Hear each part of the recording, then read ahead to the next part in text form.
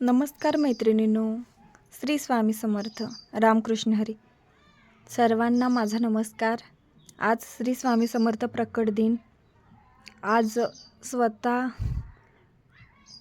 ब्रह्मा विष्णू महेशाचे अवतार, दत्तांचे अवतार श्रीपाद श्री वल्लभ नृसिंह सरस्वती महाराज व त्यांचे अवतार श्री स्वामी समर्थ. स्वामी समर्थ आज प्रकट झाले. श्री स्वामी समर्थ हे भरपूर जणांना अनुभूती देत आहेत आता सध्या ह्याच्यात. खूप त्यांची जेवढी सेवा करील तेवढं थोडं आहे. आपण एक नाही, लहान मुलांना बघा, जसं सांगाल तसं करतात एक लहान मुलं.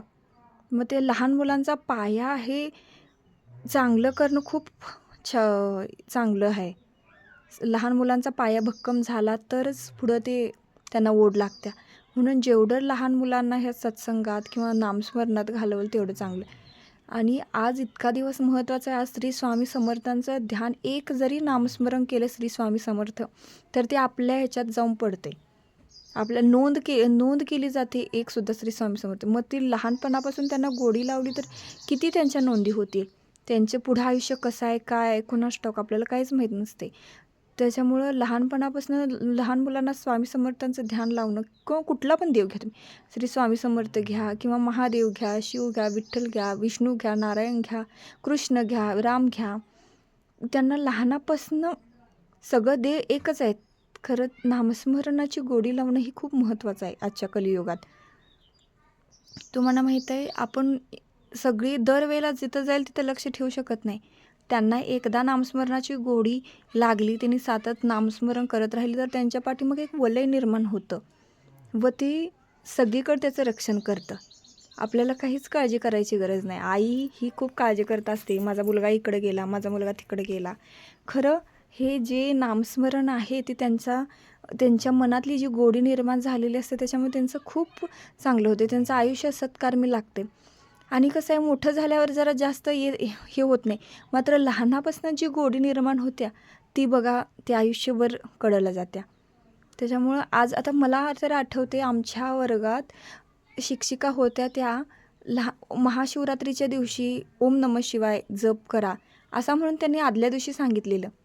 तर आम्ही दिवसभरात महाशिवरात्रीच्या दिवशी ओम नमः शिवाय जेवढा जास्त, कारण का लहान मूल कसं लहान असते ना, मग त्यांना कसं असं अबोल असते. मग त्यांना जे कोणी सांगाल ते त्यांच्याकडे लक्ष द्यायचं. मग तसं मॅडमांनी सांगितल्यावर ते ओम नमः शिवाय जपत राहिले. इतकं महत्त्वाचं असते महाशिवरात्री दिवशी ओम नमः शिवाय म्हटलं, ते नामस्मरण घडलं आणि त्याच्यापासून पुढंसुद्धा नामस्मरण चांगलं घडत राहिलं. एक वेळ केलेली सुरुवात ही कायम आपल्यासोबत राहतेच. तर नामस्मरणाचं खूप चांगलं महत्त्व आहे. आज श्री स्वामी समर्थांचा प्रकट दिन आहे. सगळ्यांनी आपण स्वतः पण म्हणा श्री स्वामी समर्थ, व लहान मुलांनासुद्धा नामस्मरणाची गोडी लावा. त्यांच्याकडनं पण म्हणून घ्या. पहिल्यांदा त्यांना कसं तर वाटेल, खरं आपण त्यांच्या संग म्हटलं, आपण त्या नादात गुंग झालं तर ती पण मुलं, आपली आई म्हणते ना, आपण पण म्हणूया चला असं म्हणून ती मुलं पण लागतात. श्री स्वामी समर्थ, श्री स्वामी समर्थ भजनात वगैरे असं खूप छान आहे. आज प्रकट जन्मदिन झाला म्हणजे वर्षातून हा एकच दिवस येतो आहे. आता ह्या वर्ष दिवस गेला तर पुढच्या वर्षीच हा दिवस येणार. मग हे वर्ष एक वाया जाणार असं होतं. म्हणून हे दिवस खूप महत्त्वाचा आहे. आज श्री स्वामी समर्थ म्हटल्याने बघा, नक्कीच थोडंफार तर आपल्याने, हा तुम्हाला सांगते, हा व्हिडिओ बघायला आणि हा ऐकायला तर पण तुम्हाला तुमचं पाठीमागचं चांगलं कर्मच असेल हा व्हिडिओ तुम्ही ऐकायला लागले. कारण का, हे मी सांगणं आणि तुम्ही करणं ही पाठीमागच्या जन्माची काहीतरी ही असते की तुम्ही ऐकायला लागलाय आणि मग तुम्ही आज म्हणणार आज मी नामस्मरण करणारच.